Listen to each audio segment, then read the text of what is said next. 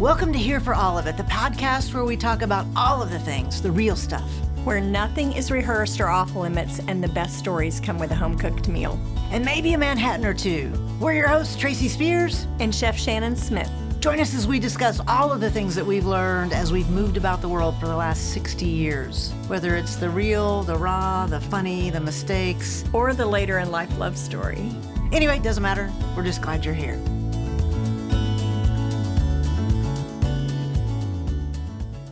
Hey there, we're so excited to be here with you right now.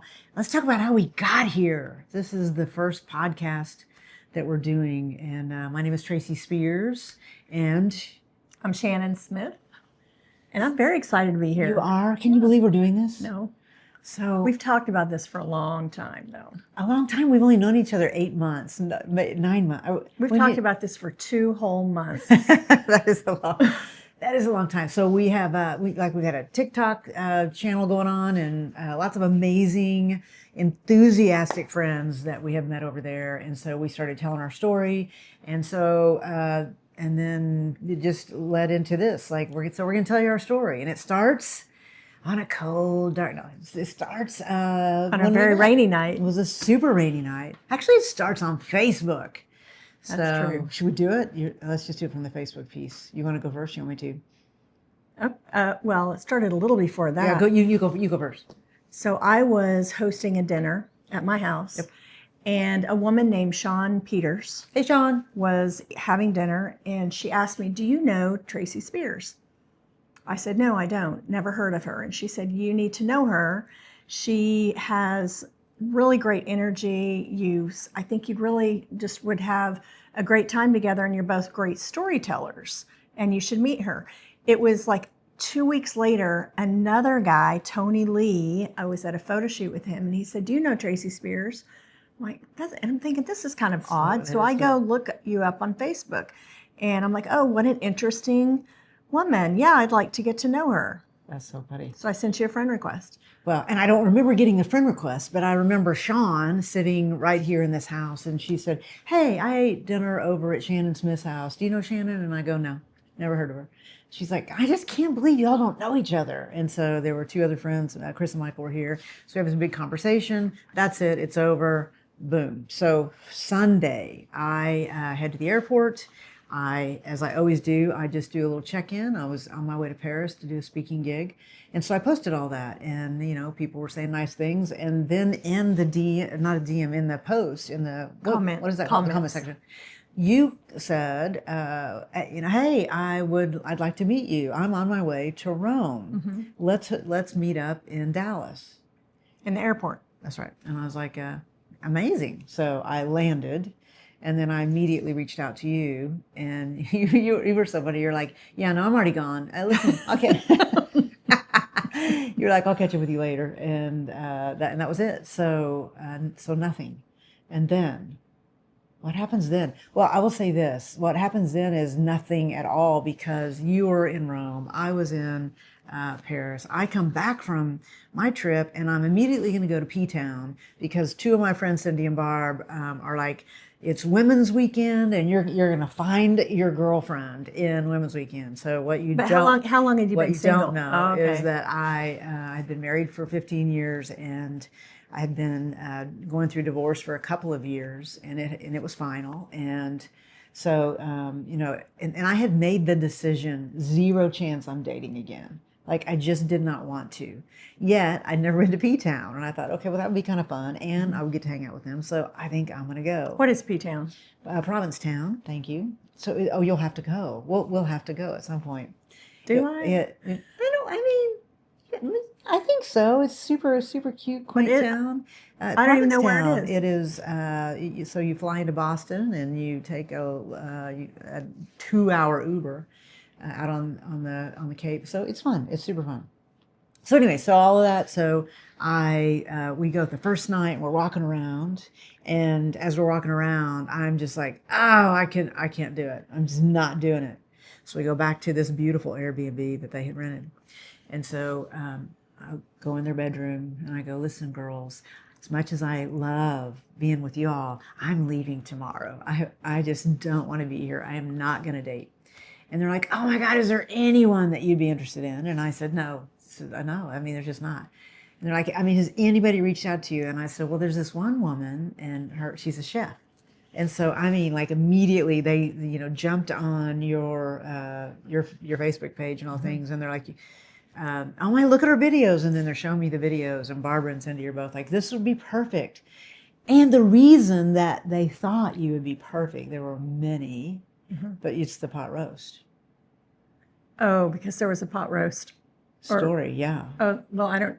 Yeah. Well, I mean, because I can make a pot roast? well, yeah, I mean, that was a prerequisite. I wasn't going to, I wanted to find my friends. I'm talking way too much, and I know it's someone land the plane. Pam, it doesn't matter. Pam and Cheryl, I went out to their house for dinner, and they made a pot roast, and I started crying. And they were like, why are you crying? And like, do you not like it? And I go, no, it's the first home-cooked meal I've had in a long time. And I think it's the most loving meal you can make. And so the two of them, they were like, that does it. You need to date a woman that can make you a pot roast. So you assumed I could do that by watching my Facebook? Come on. Your Facebook page, you could make fucking anything that I wanted is what it looked like. And I think that's true so far. So then, as I remember, you reached out to me in a DM on Facebook. Yes. Once you got home from that trip. Yes. I was still in Italy. I was in Torino, Italy. And I was sitting in a restaurant. It was a rainy night. I remember it so well. I was by myself because I was traveling alone. Tell them why you travel. Just give them a little context. I travel all over the world, and I try to immerse into cultures and learn about food, and I try to meet people that teach me how to cook and try to learn their culture. And then I write about it. I was going to say, and all of it's in her cookbook, The Hidden Table. Head over to Amazon and check it out after this, of course. But go ahead. Thank you. So I'm sitting, I've been alone for several days and was a little bit lonely, and I get this DM from you. I'm sitting there eating pizza. I remember it so well. And you're just like, how's your trip? You know, how's it going? Tell me what you've been doing. And so we had this little Facebook DM conversation, and then you finally said, well, here's my phone number, my cell number, so that we could text. It was easier. And I said, let's meet up when I get home in a few days, and let's go to dinner. That's right. And you actually said, let's go on a date. You said, let's set a date. Set a date. Because at this point, I think she's a lesbian, and I'm pretty sure you're a lesbian at this point, but nobody knew. So when you responded, I remember thinking, oh, I'm going to go on a date. So I immediately fire off to, I'm like, I think I have a date today. And because you couldn't determine on my Facebook or on my social media whether I liked men or women. Right. No, I just assumed you were a lesbian, though, because the way you responded, it was clearly that you were asking me to go on a date. And I was not trying to ask her for a date. I just thought she looked like an interesting person. I've known 4 lesbians in my whole life. I know nothing about it. No woman's ever hit on me. Both of those things probably aren't true, that you've only known 4 and that no one's ever hit on you. That's probably all true, but that's how naive I was and am. And so. But you did not know I was a lesbian. I assumed it. How did you assume? Because I went to your website and I was on your Facebook. And so I did research. I creeped. Okay. Sure I did. All right. I think that's the first time you've admitted it. All right. Good to know. Yeah, I think I did. Okay. So anyway, you said, what night would you like to meet? What restaurant would you like to go? What time? And you made the reservation. You said, this is where we'll be. And I see that differently. I said, let's go to dinner. And you said, I'd like to go Tuesday night at 7:00 at Farm Bar. Like there was no. That's probably right. I was like, what? But the point is, you called and made the reservation, which was so unusual because I'm always the planner. I'm always the one. So my background is I had been divorced from a man for 5 years. So I'd been single and out there. I was dating, but no one serious. And where you said you would never date again, I said I would never date anyone seriously ever. Okay. You were doing the opposite. I was just out there to play, and I was so focused on work. I didn't ever want to become serious with someone. So when meeting you was just a cool person. You were just a cool person I wanted to get to know. That would have been helpful for me to know Well, you found out Ahead of- later, which ahead we'll of the- tell you. Oh, So okay. we meet at Farm Bar in Yep. Tulsa, which Shout is where out. we live. Lisa and Linda. And we had I had the most memorable dinner experience I've ever had. Okay, Ever. but before that, I walk in and you're sitting at the bar and you're chatting it up with Caleb, which I didn't know is now I know Who's it's the Caleb. chef? And you're like a Manhattan Inn already, or you were eating drinking old fashioned, and I panicked because I was like, oh my gosh, I thought it was 6:30, and I got there at 6:25. Zero chance. I'm never going to be late, and I'm never going to be too early. And so when I walked in and you were halfway through, I go, oh my gosh, I'm so sorry. Like I wasn't sure what time we're supposed to meet, but if you would have let me know, I would have come early. And deadpan, this is what you did. You go, oh no, I'm actually here to meet Caleb. And like you did, you didn't look at. It wasn't and exactly like it was that. exactly like Well, that. I was nervous. Okay. Honestly, I was nervous to meet you. Well, I was like, should I leave you and Caleb alone? Well, Should I we go were to having a another meeting because I was doing an event at their restaurant. Well, then I was like, this is so like maybe I shouldn't come. So I was super nervous too. But so I then we reassured sat you. down. Yes, you did. But After about 10 minutes. in those 2.5 hours, for one thing, I mentioned it was a stormy night. It was raining. We had tornado watches, which of course we live in Oklahoma, so we that had tornado happened. warnings. And I am not afraid of them. You are afraid of them. Petrified. And so you told me that up front, that you were worried about tornadoes, and you said, I'm going to apologize now for checking my phone because all I'm doing is looking at the radar. That's right. Well, listen, I'm a kid. I'm from the trailer park, so I grew up in a 14 by 70 trailer in North Tulsa, and I was in a tornado, and like I had friends' trailers that were completely moved 2 miles away. So like you Yeah, so never you had- get over Yeah, that. and that was understandable. Yeah. But you ended up staying for 2.5 Well, hours. here's the thing. This was so great. Like when I was a kid, you didn't know this, but now, like at I don't know 9 o'clock in the morning, they say at 9:10 tonight, and it's not always right, but I'm being a little bit dramatic. This is when the conditions will be right for a tornado. Now sometimes they pop in out of the middle of the day, but usually they're pretty accurate Right. about it. So in my mind, I'm like, we've got until 9 o'clock because I can get home within 10 minutes. So that was what I was thinking about that whole time. So anyway, I know it's not important to you, but it's very important for the people that are weather watchers like I am. Yeah. So, all right, go ahead. Well, I knew it was important to you. Yeah, for sure. But you stayed until I 9 did. o'clock. And And at 9 o'clock, she said, I really need to go so I can get home. that's right. But during those 2.5 hours, the conversation was unlike a conversation I had ever had, in that you were so interesting and you asked me so many questions about myself. You had so many interests about me.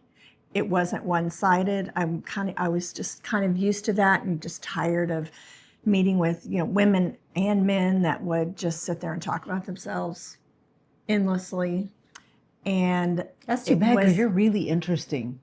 thank you. You really Well, are. you are too. So Thank you. I think that night I said, I feel like I'm ping pong is what I said, because it's you would say something. It was back and forth the entire evening, and I learned so much about you, and I was just admiring you so very much. And at the end, when you said at 9 o'clock you needed to go, I was sad because I wanted to keep talking to you. Well, I figured you'd be glad because you and Caleb could fin. Well, what's so funny is now from the context, I think this is a date, and you are thinking, oh, this just be a good friend to have, and all the things. But the chemistry was It was the charts. extraordinary. Yeah. So we go home. On the way home, I call my best friend Shelly. She's my college roommate. And I said, Shelly, I feel like I just went on a first date. I actually said that. And I said, I just went to dinner with Tracy Spears, and it was amazing. And she started laughing. She said, oh, Shannon, if you become a lesbian, I will still love you. And we just laughed. Ha ha, that's just so funny. Oh, And you, I think it was the next morning or later that night, you texted me and said, I have more questions. that's right. which was really, really sweet. Well, so what I did is I went and got in the car, and even though I only had 10 minutes, I knew I needed to write down all the things that you said, as I do. I have a note section on my phone, and so I, wrote down everything that you said. And as I was writing all the things down, they were just data points, I thought, but I was like, oh my gosh, I didn't ask a follow-up question about that. I printed it. I should go get it, because I have read it to you once, but Yeah. I think I have. Hang on, I have. Oh, please. I'll get it. She makes amazing notes about people she meets, and which is something I keep saying I'm going to do, but I don't always. I try to, though. and you waited months before you read me this list. No, I didn't know what was going to what was going to feel creepy to you. Right. Okay.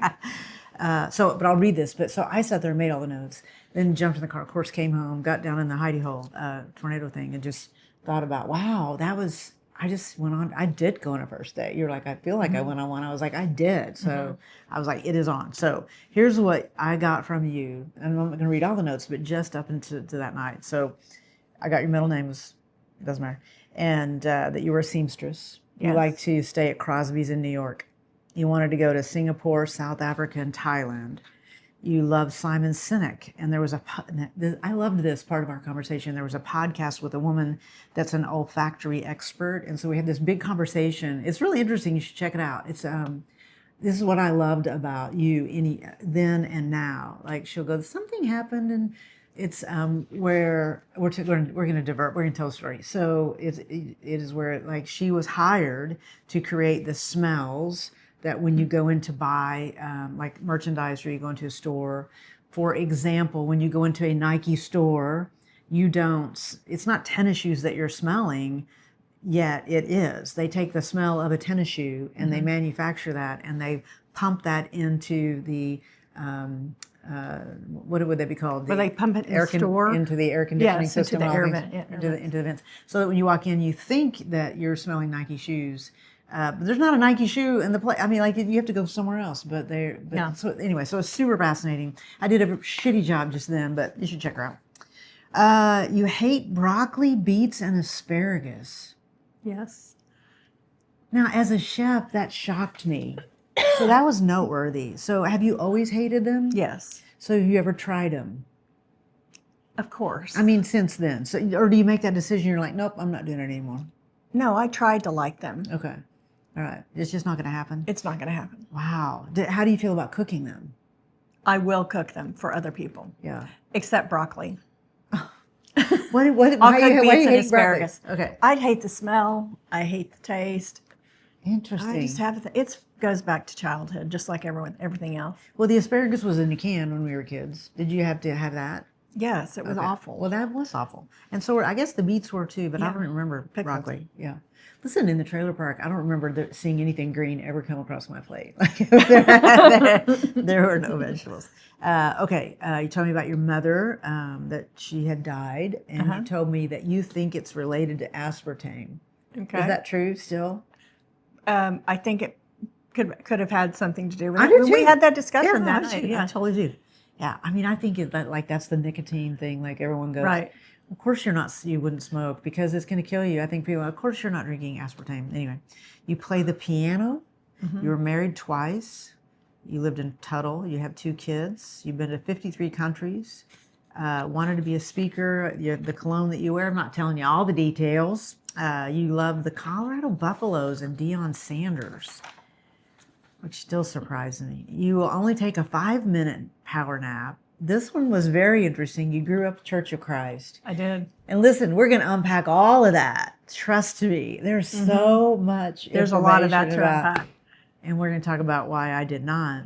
You love dried chilies, chicken fingers from Cane's. Cane's, that's my guilty pleasure. Yes. And you stole my, you don't like bananas, you can see. I don't like eggs, I can see. So. Right. But you do love banana bread. I don't Right. understand that. What is just I mean, is it the smell? It doesn't matter. Like, okay. I don't like the okay. texture of a banana. Okay. I heard about your, the rest of this is kind of later, Yeah, but your younger sister. Yeah, but the point is, she sat in the car in the storm and wrote all of that down in her phone. I knew I was going to see you again. and I knew that I needed to pay attention. I'm not as good at that as I want to be, but when you know something happened, obviously, as you know, we're sitting here doing a podcast. Something happened, and I was like, oh, it. My experience of you when I walked in is social media doesn't do you justice. I mean, you were just so much more beautiful, and you were. I don't know. I just didn't expect you to be that engaging and interesting. But you're a little aloof. I'm not going to lie. You still are. Yeah. Like when people meet you, they're like, I would be the golden retriever and Shannon would be the cat. That's kind of. Oh, that's a good point. I think it's true. You're right. Like you'll come around when you want to. That I'm pretty is good. so. We've never said that before, but it's so true. I think it is true. But I thought the same thing of you when you about the way you looked. When you walked in Farm Bar, and I think that's why I got nervous, maybe, was you're so beautiful in person. All I had seen was social media, so nice. And I thought, oh, she's very pretty, what attractive. But then when you walk, I was like, wow, she's beautiful. That was so nice. And your smile and just the way you lean in to talk, it was so impressive to me. So we did go on, we went to more dinners, like, okay, every 2 days. I'll come back to that for a second, because then after that, you know me, I like to fast forward. I'm a fast forwarder. I'm gonna unpack it. So in that moment, like you're there with somebody that is a lesbian. Is that the first time you've had dinner with a known lesbian other than your chef friends? Yes. Okay. Mm-hmm. So were you? So tell me what are you thinking about that? Like, are you just? Yeah, I don't even know. Do you know? Oh, that's interesting. You've never asked me that before. Are you worried that other people would see you? Because like that would I would think that you would think other people would see you and you'd be labeled a lesbian. That didn't worry you? No, because I'm never. That doesn't concern me when I'm with some. And the only time I would be uncomfortable being seen is if I was with someone that had a bad reputation. Well, I'm just going to say thank you that you didn't think that or that. I didn't think. I felt no discomfort at all being there with you. But it is funny what I think. I mean, there was probably a part of me thinking, does she think this is a date? Or am I? Of course I did. You am I called it a leading date. her on? Am I giving the wrong vibes? Of course you were. I probably was. You were leaning into me as much as I was leaning into you. I know. It was a very weird night for me. I mean, I really went home going, what is happening to me right now? Well, let's just continue the weird piece. So then what happens is, so I reach out to her, all the things. Oh, actually, you reached out to me, and I was sitting in the Chicago airport because I had a flight the next morning. And that's when I think you said, what are you doing? And I think I said, I have more questions. Let's get together. And so anyway, so we agreed to get together again. And then you invited me to you were going to be the guest chef at the Farm Bar. Oh, right. And so, and by the way, we're saying Farm Bar a lot. It doesn't matter where you are in the world, come to Tulsa, Oklahoma, and eat at the Farm Bar. So we have we have a lot of amazing restaurants here. Lisa Beckler and her wife Linda Ford, they're great, and she was just nominated for a James Beard Award. Was a semifinalist. Okay, anyway, she was a finalist. Oh, I did. Oh, she was a finalist. Mm-hmm. My bad, Lisa. That's a huge distinction. Now we should talk about her other restaurants. So she's got that. Okay, no, all right. We should have her on one time. That would be fun. So anyway, so we go to, so she has this, she's going to be, so we get to the dinner. And so two of my friends that were with me in Provincetown, so they surprised me that day and said, we didn't want to walk in cold, but we want you to know we bought 2 tickets to go to that dinner. And we've never told any of this, I don't think, on the TikTok. So this is all new stuff. So for those of our TikTok fans, thank you for tuning in. So when I walked in, they were sitting down the end of the bar, and I was sitting on the other end of the bar because you seated me by Ann Camille and her husband. Right. And here was Cindy and Barbara were right in front of me where I was cooking. Because here's the reason why. After the first date, there was like, how did it go? Like, was there any chemistry and all? I go, I think so. I'm not sure she's a lesbian. I go, but I mean, it feels like it. And then we were trying to decide, do we know anybody? Is there anybody that we could ask? And so then I was like, no, we'll figure it out. And so I go back to Sean, then I go, Sean, tell me, she's a lesbian, right? And Sean goes, I don't know. And I was like, she goes, do you want me to find out? I go, no, don't worry about it. So I go to Melissa on my team. I go, do you know? I don't know. So they're going to figure it out. That's what so they're planted in there, and they're going to watch our chemistry, and they want to see if there isn't, how you look at me when I'm not, and all the things, which was hilarious and great. And I loved them and every bit of it. And well, I'll tell you my side of that. Okay, do it. I was so excited you were going to be there. There were 40 people at that dinner, and at the bar, which is in front of the kitchen, it's like the chef's table.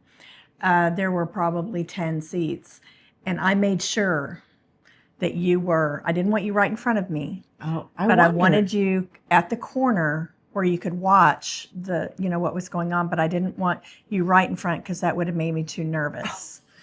But this is the truth. I told the servers that were serving my food, I said, you can serve every plate except the woman in the black blouse. She's mine. I'm serving hers. And I made sure that your dish was plated perfectly. I love this. This is as specific as you've been with me about that, because I did not understand. Cindy and Barb were like, why are you not sitting with us? And I'm like, I don't know. She's told me I have to sit down here. And so now I know why. And I also put you next to Anne Camille, who you had not met yet. That's right. Who is a big part of our story. Oh my, wait until you hear about Anne Camille. But they were texting me like, she sure is spending a lot of time down there by your plate. And, so they were picking up on that. Right. Because that's so funny. Yeah. So the dinner's over, and it's lovely and amazing, smashing success, and everybody's leaving. But Shannon comes up, and we say goodbye to each other, and she's like, "You want to go next door and grab a drink? Anne Camille and Greg are over there." And I look at Barb and Cindy, and I look at so I wasn't sure, and I go, "Sure." So I go over there, and you got your hair up on your head, which. And so, I'm unwell already. I watched you do your thing for 2.5 hours. I was just a wreck about it. And so we ordered the drinks, and then we're playing shuffleboard. And this is important for this reason. Most of the time when you play shuffleboard, of course you have to stand next to somebody, but you were like leaning in, doing all your shuffling. I'm not sure that's exactly what. We're 100%. Like you were touching me and all the things, and I was like, oh. It is definitely on. And when you hear later that she was definitely not on, and I was misreading, but I really wasn't. So anyway, so then we leave, and that was it. So this goes on for a month, and we go to 3, 4 dinners, 5 dinners. And my business partner, Wally Schmader, shout out, who will never watch this because you know why? Wally knows all my stories, and he will say, I know all your shit. I'm not watching all this. But anyway, so shout out to him anyway. So he calls, and this is a guy that I have worked with for over 30 years. And he will send me emails up before chefshannon.com, and the email will say, hey, fill this out. We need to get a business license in Virginia. And so I would click on it, and it would take me to a lesbian dating website. Then I would delete it, because he kept saying, you're not going to meet your person in Tulsa, Oklahoma. You got to go to D.C. You need to go to New York. Mm-hmm. So he would find somebody on the website. So he probably still has an account. And then he would send it to me. So I would click on it. Anyway, so I called him, and he's like, listen, are you dating this girl or not? Like, what's going on? Like, you're spending a lot of time with her. And I said, I don't know. I have no idea. And he's like, what do you mean you don't know? I said, well, it hasn't come up yet. Like, we've gone to dinner all these times. And he goes, you got to ask her. And so I hang up, and I call Cindy. And I go, Cindy, I've got to ask her. Because she's like, dude, you cannot ask her. Do not ask her. Just play it out. Whatever you do not ask her. So I hang up, and you ring the doorbell, and you walk in and sit down, and I had already made the decision I was going to ask you. And so I go, are we dating? And you said, dating? No, I'm not a lesbian. I've never dated a woman. Of course we're not dating. And I remember going, I know, right? Like, people think we are. That's so silly. Yeah, of course. Meanwhile, what was happening in my head and my body was, this had, like you said, a month. Yeah, it was a month. I was losing sleep. I was physically ill in this turmoil because I was falling for you hard. And I was, it was an inner struggle, huge struggle for me. I was raised in this very strict religious background. I have children, a family, I have a business. I'm like, what am I doing?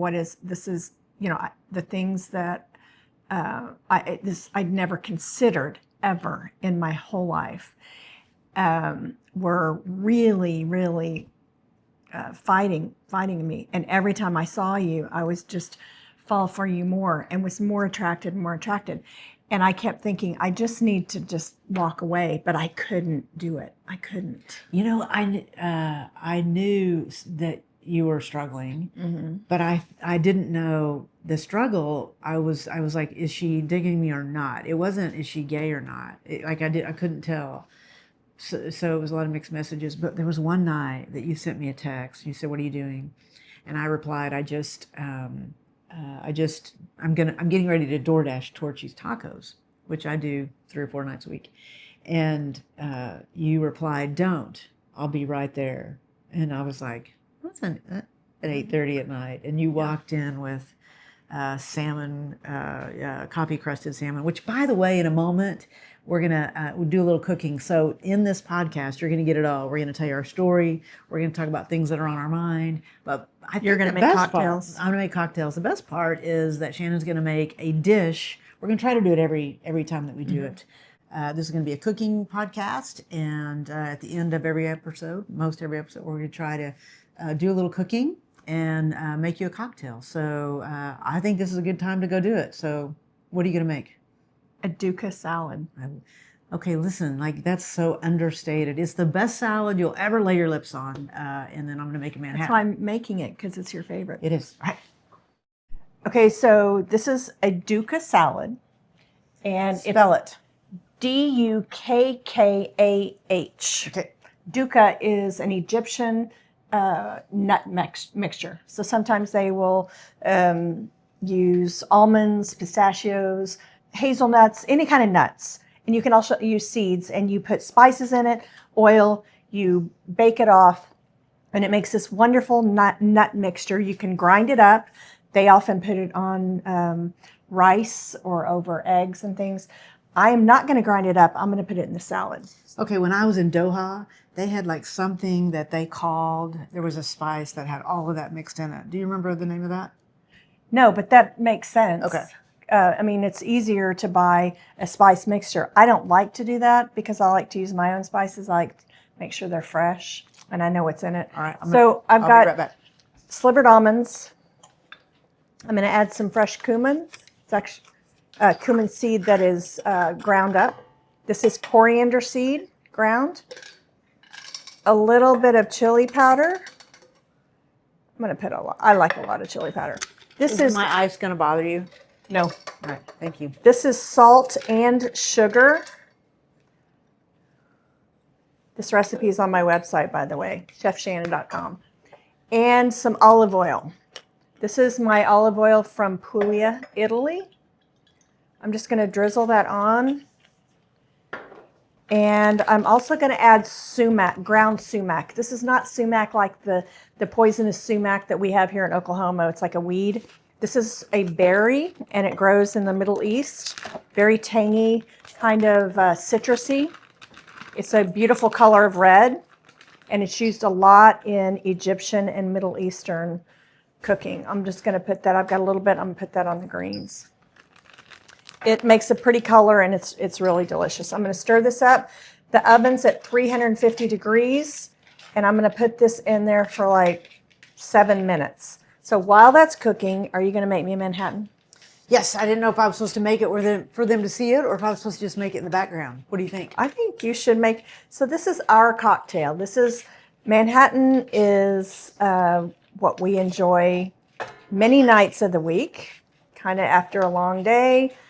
I come home and Tracy is so sweet to make them, and then we order them at our favorite restaurant. So that's what it looks like. I'm going to put it in the oven. All right.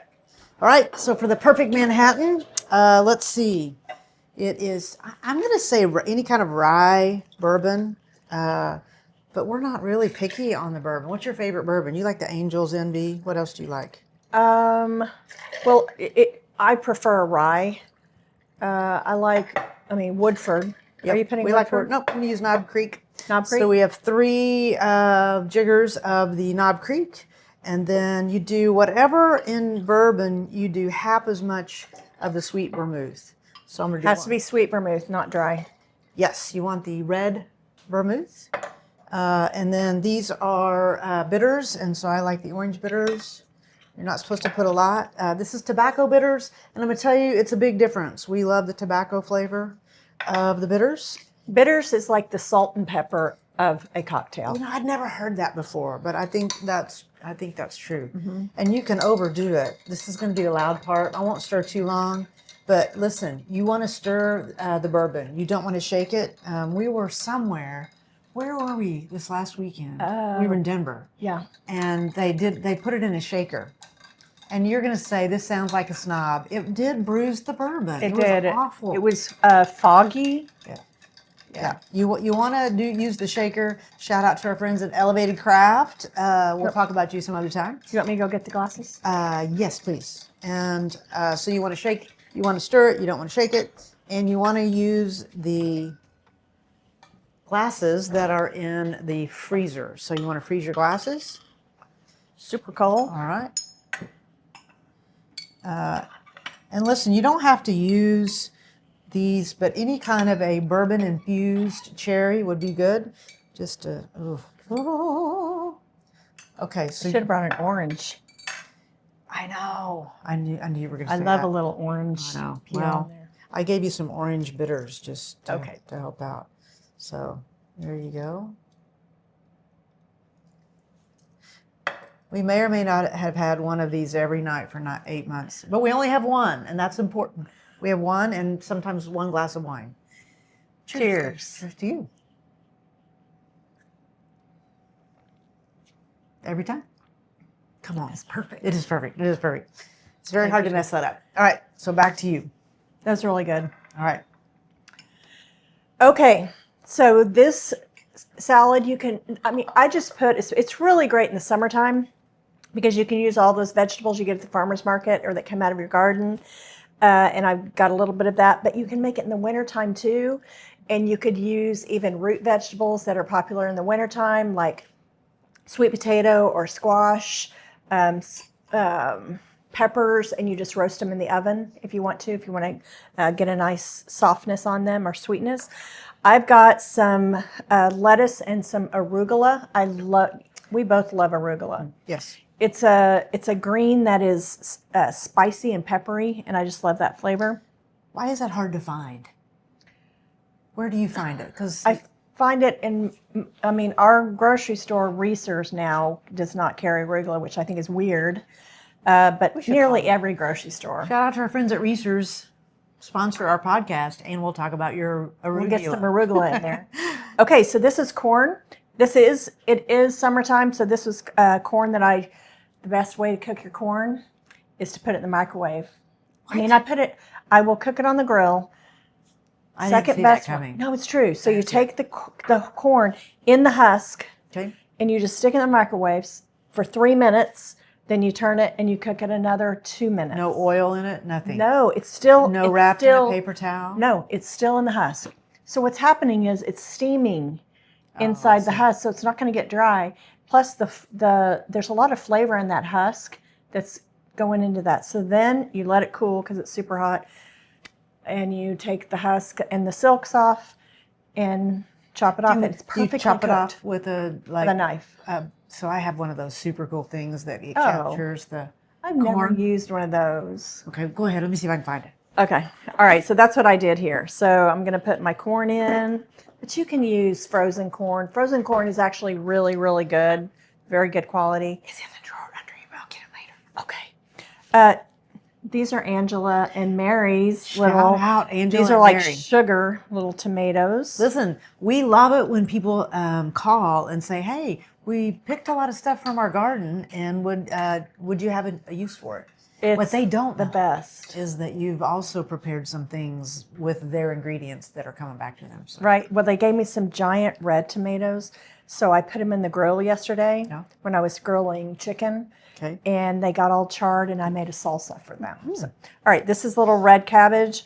I like it. It's got texture and a pretty color. Red onions. You don't have to add onions if you don't like onions. Green onions.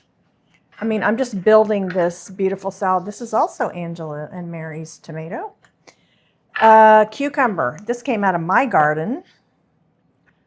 Well, that. Avocado.